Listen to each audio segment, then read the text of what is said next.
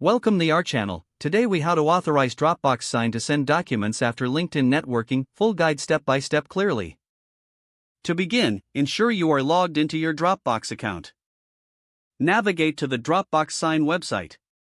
If you do not have an account, create one by following the sign-up instructions. Once logged in, locate the Integrations section on the main dashboard. Click on the Integrations tab to explore available options. Find the LinkedIn integration option within the list. Click on Connect next to the LinkedIn option.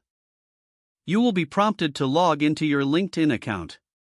Enter your LinkedIn credentials and authorize the app to access your profile. After authorization, you will be redirected back to Dropbox Sign. Next, navigate to the document you wish to send for signing. Select the document from your files or upload a new one. Once the document is ready, click on the Send for Signature option.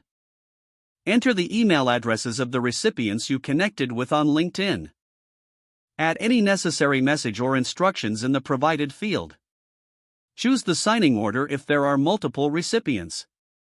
Review all details to ensure accuracy before sending. Finally, click the Send button to dispatch the document.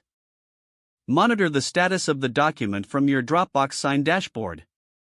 You will receive notifications once the document is signed. This process streamlines the way to utilize LinkedIn connections with Dropbox Sign for document management. If the page does not load, refresh the browser or try again in a private or incognito window. Make sure you are using the correct email address, then retype it carefully to avoid small typos.